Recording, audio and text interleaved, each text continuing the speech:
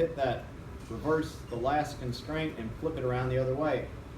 That might look worse, but that's actually what I want.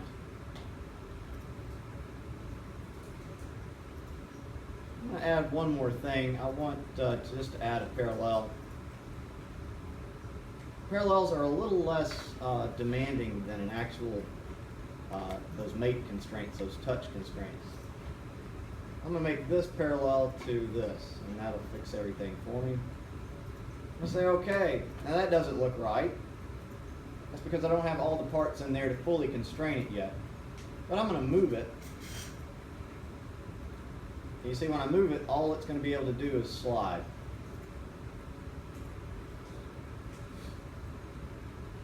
I'm going to set it there. And I know that I've got more to come when I'm done doing this.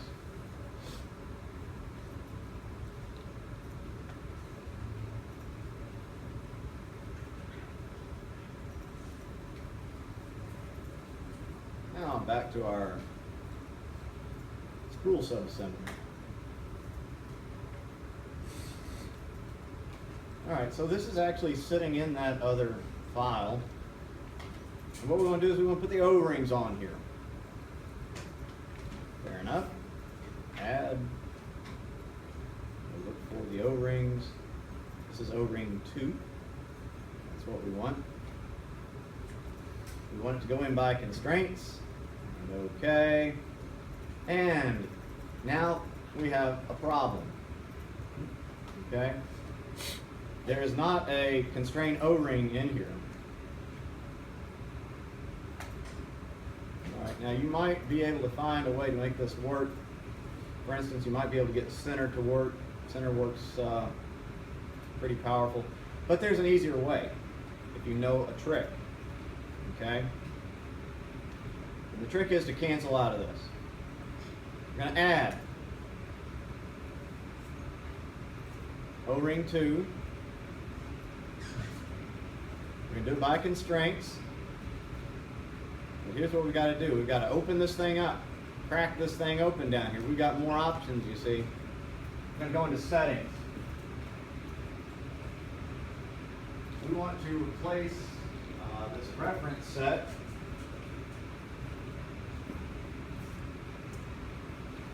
with entire part. No, okay, I'm going to have to go out and do something else too.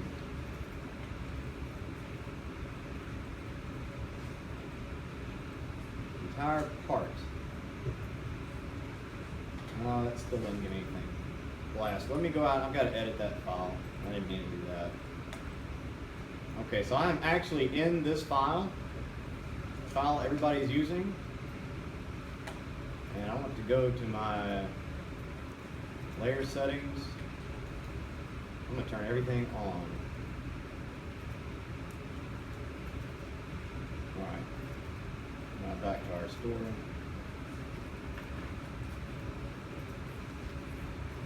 Add O-ring 2. Oh, I should have saved it. Yeah, never mind. Last.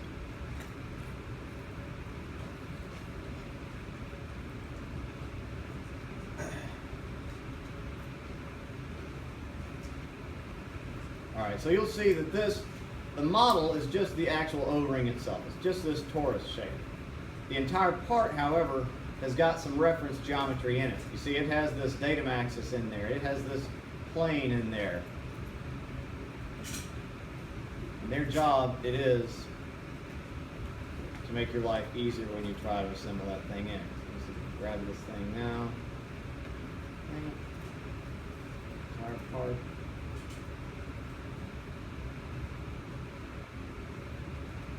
I'm going to have to set it there for a second.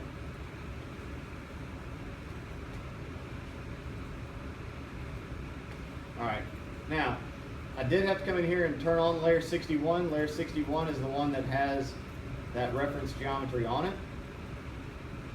I thought I could do it from just turning it on in the other, but this is a good little shot at some layers. Under your view, you'll see layer settings. You have the ability to turn on or to enable layer 61. If I had just assembled this and my reference set was model, that stuff wouldn't be there. Okay? Wouldn't be there. So I can either start here and I can just go back to my tools, or sorry, home, and put some assembly constraints on here. And I can assemble it from where it is. That's probably the best thing. Infer center axis, I'll grab that datum, and I'll grab that datum. There it is. Grab that datum and make it center on the part, like that. And now you see I can move the component. I can slide. Oh no, I overdid it. Last. I can screen that too. So if you see one that's not right, I'm going to delete that whole constraint out. Oh, I deleted the whole thing. No, that's it.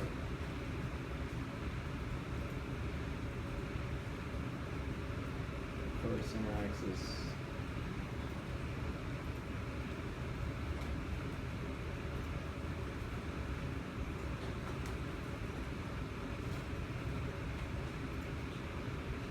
So that's the way it ought to be. So I can move it, but I can't get it off center. It's going to be these two axes are going to be aligned with each other. Now the place for this O-ring to be is dead center in between this little cavity here. All right, so I'm going to assemble constraints. There is a center option, and I'm going to go with 1 to 2. I could go, if I had two surfaces, they were going to be aligned to 1, I could do 2 to 1. If I had like a block that I wanted aligned, or if this had two separate faces, I could go 2 to 2.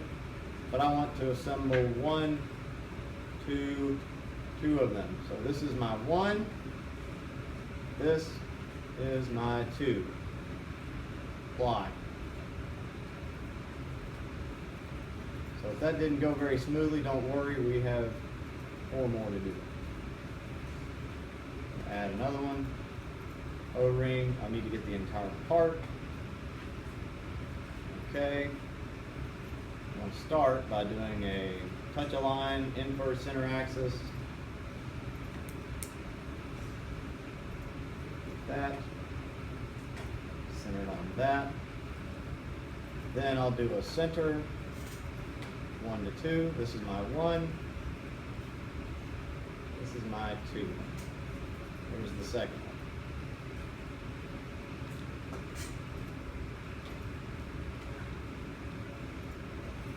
Now, had these all been aligned in a real nice, neat pattern, I could do a pattern component.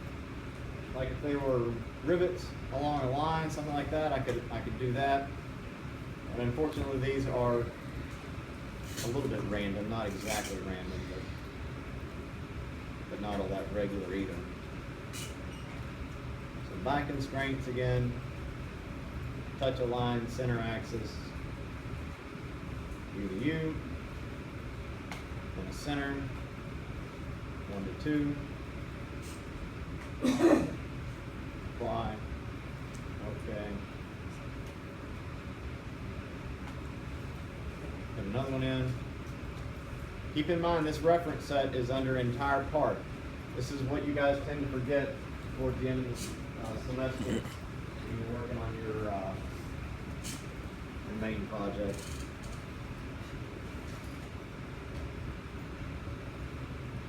Center, do a touch align and first center axis.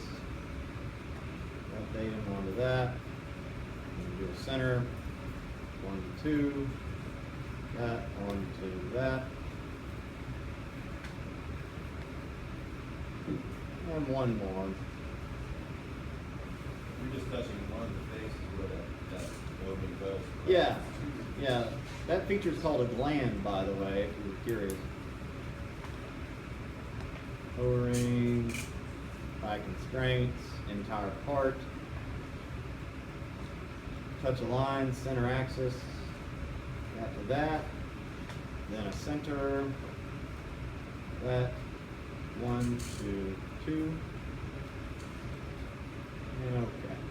So that's my spool subassembly complete.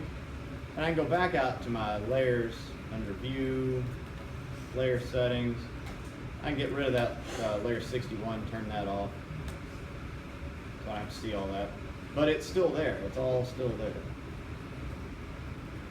So notice on my part navigator, there's nothing. There's nothing in this part. It's all done with the assembly. So here's the assembly navigator. Here are my constraints, so I can look through my constraints. There, crack that open. See the constraints that are tying this thing together. These are not fully constrained, they can still spin around, but I'm not so concerned with that. It's, for my purposes, it is constrained.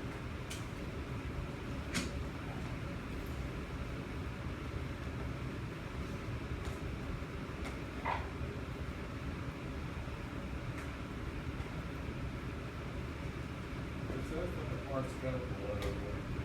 What's that? It says that the parts failed to load in your assembly. Oh, he just told me that? He told me that. Oh.